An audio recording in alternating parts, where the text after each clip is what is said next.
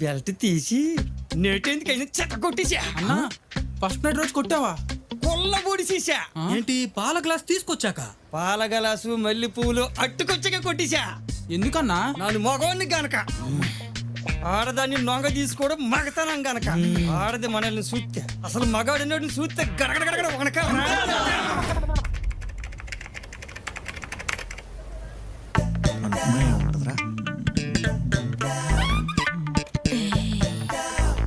ఆహాహాహాహా.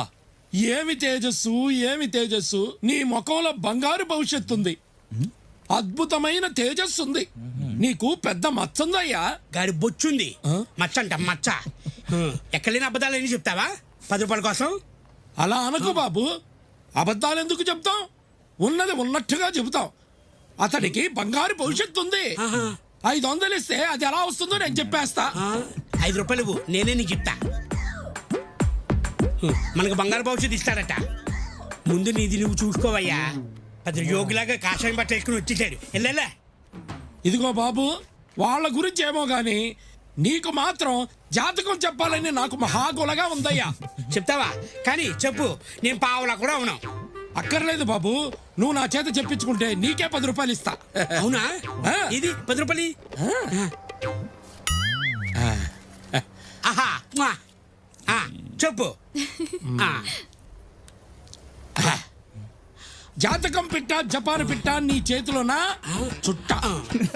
7 ఏళ్లుగా ఎలుకలు రక్కిని, 10 ఏళ్లుగా పందులు దొబ్బిని, 14 ఏళ్లుగా పిల్లలు పిసుకుని. ఇంకా నీ జాతకంలో విశేషం ఏముందిరా నా బట్ట?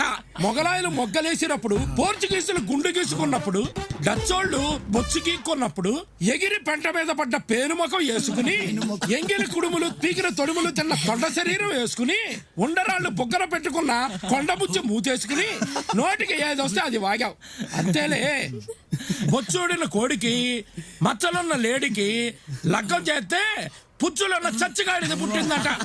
రొచ్చు కోతలు కూసి పుచ్చ పగల కొట్టించుకున్న పిచ్చి బొండా కొడక, ముద్ద మూసుకుని పప్పు సొద్దలా నిద్ర నేసుకో. సమ్మగుంటది, చివ్వుమంటది, బొమ్మ పడుతుంది.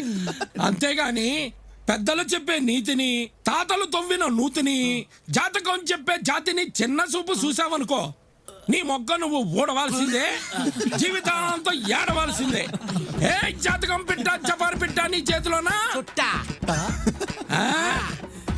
ఈసారి ఇంకొకటి పెట్టేస్తా, చాలా పెద్దది పెట్టేస్తా.